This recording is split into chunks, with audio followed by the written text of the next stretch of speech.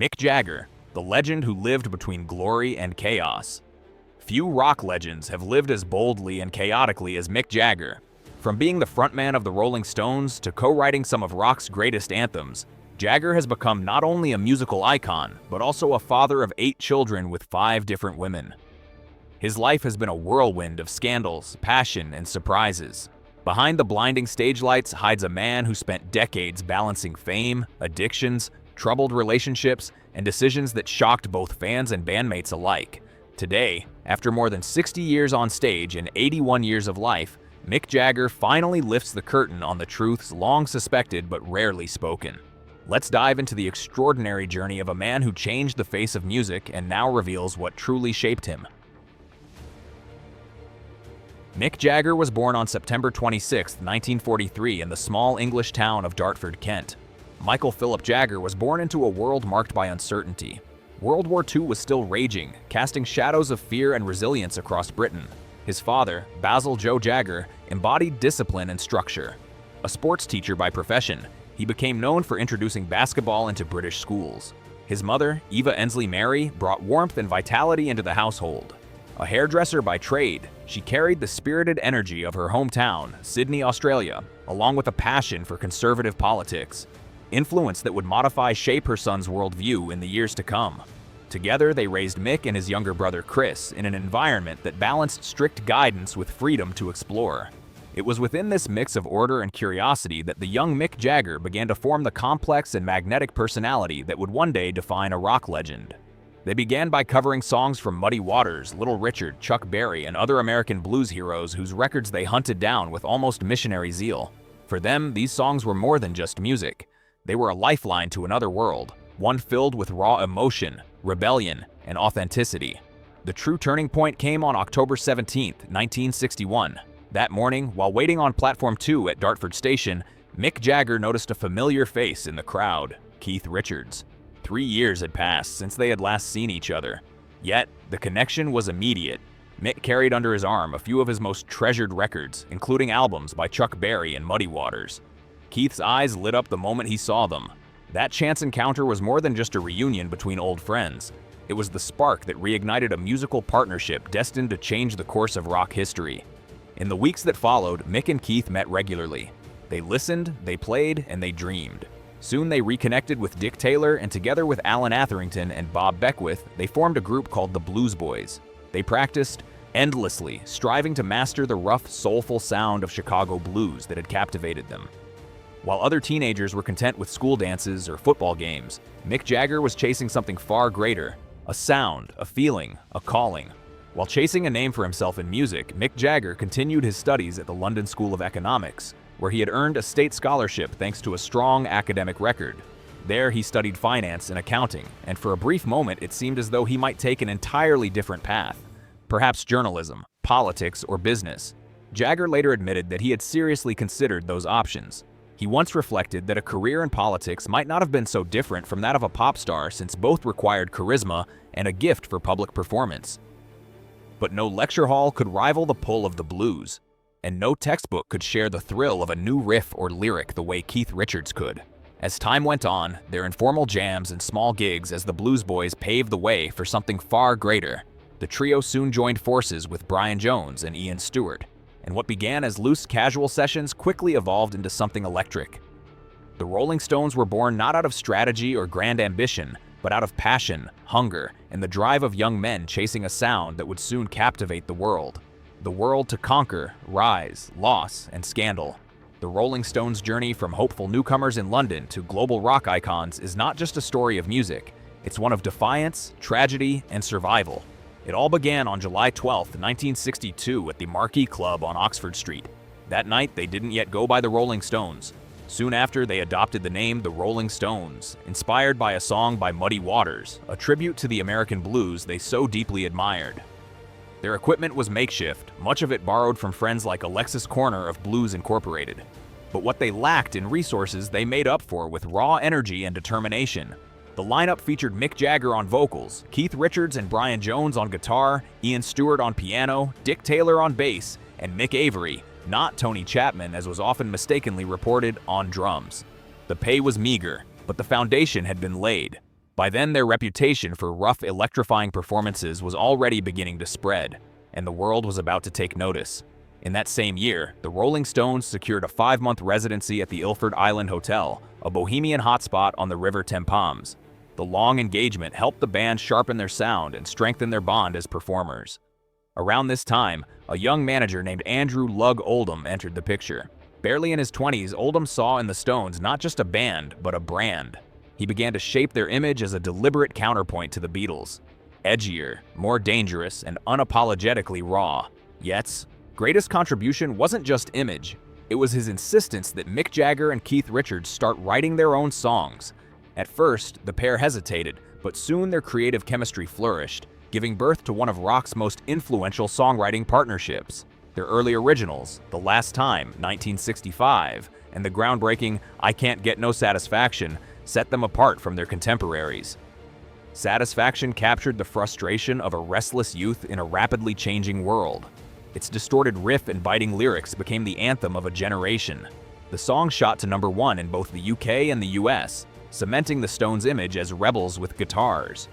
More hits followed: Paint It Black, Ruby Tuesday, and Let's Spend the Night Together, each aiming for a generation breaking free from convention.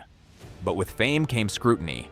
In 1967, a series of newspaper exposés showed a harsh light on the wild lives of pop stars, and the Rolling Stones found themselves at the center of controversy.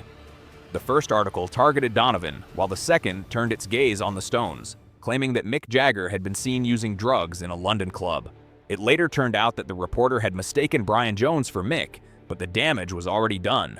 Police raided Keith Richards' Redlands estate, and soon both Jagger and Richards faced court over relatively minor drug charges. The trial sparked public sympathy and ignited a national debate about fairness and double standards in how society treated its rock idols. Jagger received 3 months in prison, and Richards a full-year sentence that served as a stern warning to Britain's counterculture. Yet the backlash was fierce. Even the Times, under editor William Remog, came to their defense with a now legendary editorial titled, "Who Breaks a Butterfly on a Wheel?" Though the convictions were eventually overturned on appeal, the incident permanently cemented the Rolling Stones' image as the ultimate outlaws of rock and roll. Defiant, dangerous, and utterly irresistible. Then came a deeper and far more personal loss. Brian Jones, the brilliant multi-instrumentalist who had co-founded the Rolling Stones and even given the band its name, was struggling. Weighed down by personal problems and legal troubles, he found it increasingly difficult to keep pace with the group's growing international ambitions. Gradually, Brian drifted to the sidelines, his light dimming under the pressure. By June 1969, the tension had become unbearable. Mick Jagger, Keith Richards, and drummer Charlie Watts visited Brian at his home, Cotchford Farm in Sussex. During that meeting, Brian agreed to leave the band he had helped create. Soon after, the Stones brought in a young, gifted guitarist, Mick Taylor, to take his place. But less than a month later, on July 3, 1969, tragedy struck. Brian Jones was found dead in his swimming pool. He was just 27 years old. The loss devastated the band. Only 2 days later, they took the stage for a massive free concert in Hyde Park, an event that almost overnight turned into a memorial. Dressed all in white, Mick Jagger stepped before the crowd and read from Auton Percy Bysshe's Elegy for John Keats. Then thousands of white butterflies were released into the sky before the band began to play. Songs like Honky Tonk Women, released only the day before, echoed through the park, filled with both grief and tribute. But fate had more trials in store. On December 6, 1969, at the Altoona Free concert in California, intended to be the West Coast's answer to Woodstock, chaos erupted. Riding high on the success of Let It Bleed, the Stones had hired members of the Hells Angels Motorcycle Club to handle security. The crowd was massive, the tension mounting even before the show began. Violence lurked. A fan reportedly punched Jagger in the face as he stepped off the helicopter. As night fell during the song Under My Thumb, a deadly altercation broke out near the stage, casting a dark shadow over the event. The Stones, unaware of the full extent of the tragedy, played on, afraid that stopping might trigger a mass panic. The horrific events were later captured in the film Gimme Shelter, Forever Binding. That night to the band's history, Jagger would later admit he had been terrified, haunted by the thought of how close he himself had come to disaster. The press condemned the band for the choices that had led to the tragedy. What was meant to be a celebration of peace and music, a triumphant finale to the 1960s, had become a dark symbol of the era's shadow side. Yet, Through the ashes of chaos, the Rolling Stones endured, scarred, shaken, but unbroken. Their legend grew not only because of their music, but because they had walked through the fire and kept going, conquering the world one stage at a time. Scandal after scandal, loss after loss, song after song. The 1980s would bring the next great test, the fracture of the Glimmer twins. Throughout the 1960s and 70s, despite the chaos surrounding them, Mick Jagger and Keith Richards had remained an unstoppable creative force, producing classics like Sticky Fingers, Exile on Main Street, and Some Girls. But as the new decade dawned, the cracks began to deepen. The arrival of MTV changed everything. Jagger's hunger for experimentation and visual flair clashed with Richards' devotion to the raw, roots-driven essence of the Stones. When Jagger launched his solo career in 1985 with She's the Boss, followed by Primitive Cool, Richards felt betrayed. The band's 1986 album, Dirty Work, reflected that tension. An uneven record born from fractured sessions with members often recording separately. The rift grew personal. Richards mocked Jagger, calling him Brenda and Her Majesty, thinly veiled jabs at what he saw as Jagger's inflated ego and divine behavior. Years later, in his memoir Life, Richards didn't hold back. He described their relationship as strained for decades, accusing Jagger of letting fame go to his head. But Jagger, too, was not without blame. His ambition and need for control often fanned the flames. Then came another blow. In 2003, Jagger accepted a knighthood from the British Crown, a move Richards publicly ridiculed as incompatible with the band's rebel spirit. The gesture deepened the divide between them. Yet behind the public jabs and years of bitterness lay something far more complex, a bond that neither could truly sever. As Richards once put it, "We're not friends anymore. We are brothers." Bound by music, history, and the weight of everything they built together, their connection endured. A partnership forged in brilliance, conflict, and an unbreakable love for rock and roll. For decades, Mick Jagger's commanding stage presence, magnetic charm, and boundless energy have defined what it means to be a rock star. But behind the blinding lights, roaring crowds, and iconic riffs was a man whose private life was often as chaotic and turbulent as his wildest performances. Despite his fame and fortune, Jagger's life was shaped by complex relationships, painful losses, and the quiet, often unseen role of fatherhood, a role that molded him in ways few have truly understood. His first encounter with lasting love came in the mid-1960s when he fell for Marianne Faithfull, the ethereal singer and actress who became both his muse and partner during some of the Stones' most creative years. Together they embodied the beauty and excess of swinging London, the golden age of style, rebellion, and freedom. Yet, their passionate love affair was shadowed by tragedy. In 1969, Faithfull became pregnant with Jagger's child, a daughter they planned to name Karen. But the joy was short-lived. The couple suffered a devastating loss that marked a turning point in their relationship. Faithfull would later recall that time as one of deep sorrow, a period where both sought to cope in their own ways. She turned inward, consumed by personal struggles, while Jagger buried himself in work, perhaps as a way to escape or to process the grief they shared but could not heal together. That loss became a foreshadowing of the instability that would haunt many of Jagger's later relationships. In 1970, he began an affair with Marcia Hunt, the striking American singer and actress. Even though she was married at the time, their relationship was brief but significant. In November of that year, Hunt gave birth to Karis Jagger, Mick Jagger's first child, marking the beginning of another quieter chapter in the life of a man the world thought it already knew. Though Mick Jagger's relationship with Marcia Hunt eventually came to an end, their daughter Karis remained a quiet constant in his life, a grounding presence amid the whirlwind of fame and the endless headlines about his romantic entanglements. Soon after, Jagger's path crossed with Bianca Perez Mamora Macias, the glamorous Nicaraguan socialite whose beauty and poise captured the world's attention. Their lavish, 1971 wedding in Saint-Tropez was a spectacle of celebrity and style, marking the moment Bianca became Mrs. Mick Jagger.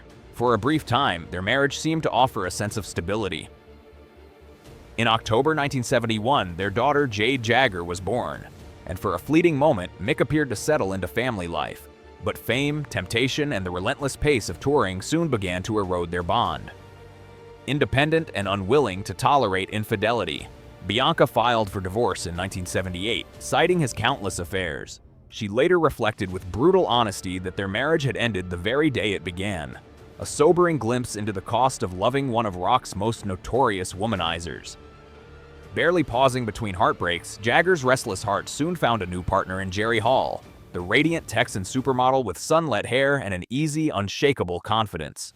Their relationship began in 1977, and though they didn't formally wed until a Bali ceremony in 1990, later declared legally invalid, Jerry became his most enduring companion for the next 2 decades. Together they had 4 children, Elizabeth, James, Georgia May, and Gabriel. And for a time, it seemed as if Mick had finally found something resembling permanence. Yet, even Jerry's grace and patience couldn't tame his wandering eye. In the late 1990s, Jagger's affair with Brazilian model and TV personality Luciana Jimenez led to the birth of his 7th child, Lucas. When the affair became public, it shattered what remained of his relationship with Jerry. By 1999, another chapter in Jagger's tumultuous love life came to an end, leaving behind more broken hearts, more headlines, and the enduring mystery of the man behind the myth.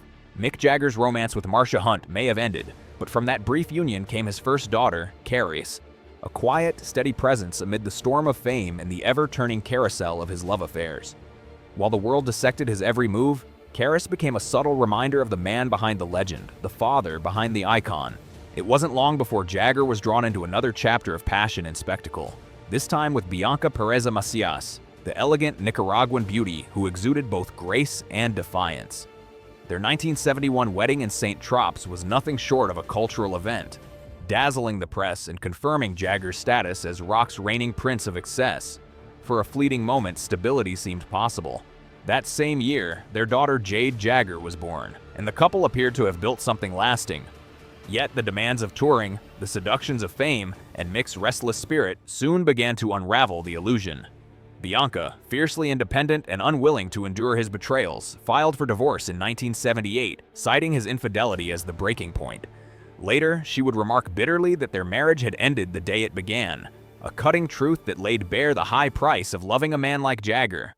But love for Mick was never still for long.